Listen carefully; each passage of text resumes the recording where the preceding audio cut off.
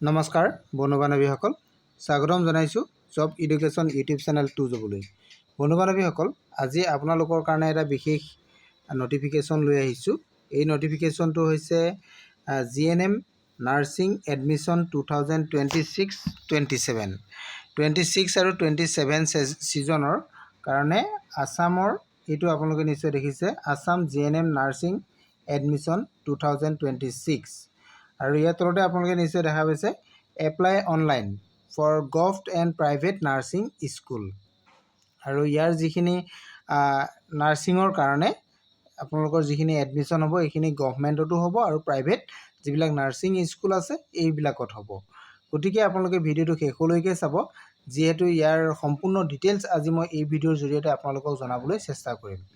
আৰু বন্ধু বান্ধৱীসকল, আপোনালোক যদি মোৰ চেনেলত প্ৰথমবাৰলৈ আহিছে তেন্তে চেনেলটো ছাবস্ক্ৰাইব কৰি কাষতে থকা অল নটিফিকেশ্যনটো অন কৰি দিব, যাতে আপোনালোকে এনেধৰণৰ নটিছবিলাক বা ইনফৰমেশ্যনবিলাক সৰ্বপ্ৰথমে লাভ কৰিব পাৰে।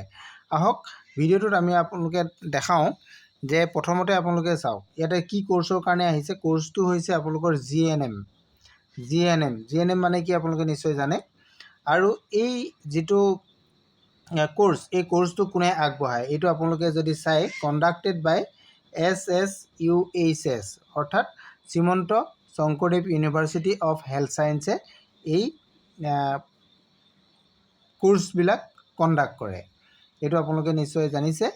এইটো অসমৰ কাৰণে আহিছে, যিহেতু মই গোটেই হেৰিখিনি অসমৰ কাৰণে কৈ আছোঁ। ইয়াৰ যিটো নটিফিকেশ্যন হয়, নটিফিকেশ্যনটো আপোনালোকে যদি চাওক, এইটো নটিফিকেশ্যন আউট কিমান তাৰিখে হৈছে, 30 মাৰ্চ 2026 তাৰিখে ইয়াৰ নটিফিকেশ্যন আহিছিল। আৰু ইয়াৰ এপ্লিকেশ্যন মোডটো আপোনালোকে যদি চাই, অনলাইন মোডত আপোনালোকে আবেদন কৰিব লাগিব।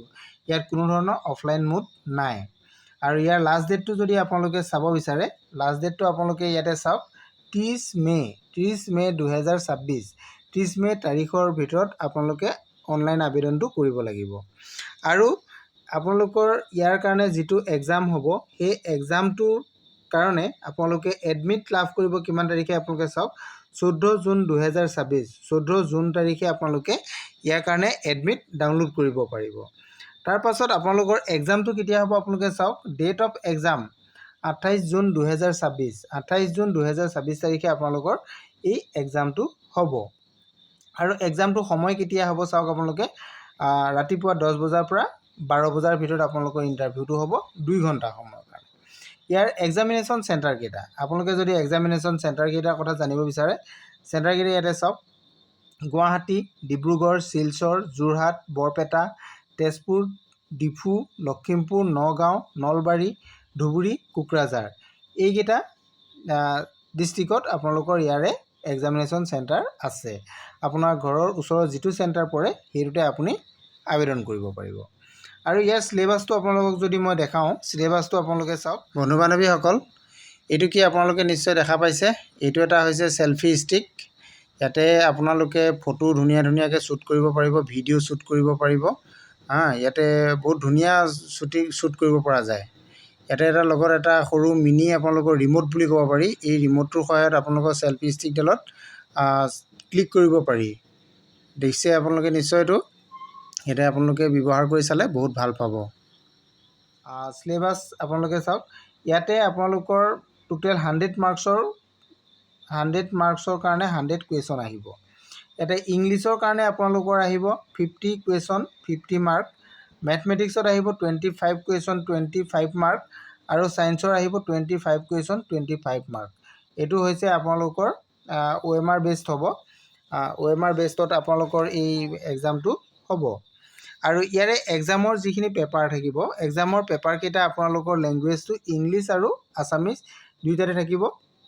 আপোনালোকে ইংলিছ মিডিয়াম বা আছামিজ মিডিয়াম হ'লেও কোনো ধৰণৰ অসুবিধা নাপাব। আৰু ইয়াতে যিখিনি কুৱেশ্যন আহিব আপোনালোকৰ এক্সামটো হ'ব, সেই এক্সামটো আপোনালোকৰ কুৱেশ্যনবিলাক ক্লাছ 10 ষ্টেণ্ডাৰ্ডত হ'ব। আৰু ইয়াত কোনো ধৰণৰ আপোনালোকৰ ভুল এনচাৰৰ কাৰণে নিগেটিভ মাৰ্ক নাই, এইটো এটা ভাল কথা। আৰু ইয়াত বয়সটো আপোনালোকৰ 17 বছৰ হ'ব লাগিব, 31 ডিচেম্বৰ 2026লৈকে। 31 ডিচেম্বৰ 2026লৈকে যদি আপোনালোকৰ 17 বছৰ হয় তেতিয়া আপুনি আবেদন কৰিব পাৰিব। আৰু ইয়াতে আবেদন কৰিবৰ কাৰণে আপোনালোকৰ মেইন ইম্পৰ্টেণ্ট বস্তুটো হৈছে এডুকেশ্যনেল কোৱালিফিকেশ্যন। এডুকেশ্যনেল কোৱালিফিকেশ্যনটো যদি আপোনালোকে বিচাৰে, যিহেতু মই আগতেই কৈছোঁ যে ইয়াৰ কাৰণে আপোনালোকৰ হায়াৰ ছেকেণ্ডেৰী পাছ হ'ব লাগিব। আপোনালোকে থাম্বনেইলবিলাকত দেখিছেই, হায়াৰ ছেকেণ্ডেৰী পাছ হ'ব লাগিব। হায়াৰ ছেকেণ্ডেৰী আপোনালোকৰ ইংলিছ থাকিব লাগিব, ইংলিছ মিডিয়ামৰ কথা নাই, ইংলিছ ছাবজেক্টটো থাকিব লাগিব। আৰু মিনিমাম আপোনালোকৰ পাৰ্চেণ্টেজ 40 হ'ব লাগিব। 40% যদি লৈ আপুনি হায়াৰ ছেকেণ্ডেৰী পাছ কৰি আছে, তেনেহ'লে আপুনি এই GNM নাৰ্ছিঙৰ কাৰণে আপুনি আবেদন কৰিব পাৰিব। আৰু যিসকল ষ্টুডেণ্ট SC বা ST কেটেগৰীৰ হয়, তেওঁলোকৰ কাৰণে আকৌ 5% ৰিলেক্সেশ্যন থাকিব। কিহৰ থাকিব? ইয়াৰ মিনিমাম যিটো মিনিমাম মাৰ্কটো বাকীসকলৰ কাৰণে 40 থাকিব। আৰু SC আৰু ST কেণ্ডিডেটসকলৰ কাৰণে 35% হ'লেই আপুনি এই GNM নাৰ্ছৰ কাৰণে আপুনি আবেদন কৰিব পাৰিব। এতিয়া আপোনালোকে সবিশেষ গোটেইখিনি কথা জানিলে, মই গোটেইখিনি জনাই দিলোঁ। আৰু ইয়াৰ অধিক তথ্যৰ কাৰণে আপোনালোকে মোৰ ভিডিঅ' ডেছক্ৰিপশ্যনত ইয়াৰ লিংকটো পাব। তাৰ পৰা গৈ আপোনালোকে ডাইৰেক্ট আবেদন কৰিব পাৰিব। আৰু ইয়াৰ অফিচিয়েল নটিফিকেশ্যনটো আপোনালোকে চাব পাৰিব, যিটো Srimanta Sankardev university of health ছায়েন্সৰ পৰা আউট কৰা নটিফিকেশ্যন। সেই নটিফিকেশ্যনটো পাব। আৰু আবেদন কৰিবৰ কাৰণেও আপোনালোকে লিংকটো পাব। তাতে গৈ আপোনালোকে ডাইৰেক্ট আবেদনটো কৰি ল'ব পাৰিব। আজিলৈ ইমানেই। থেংক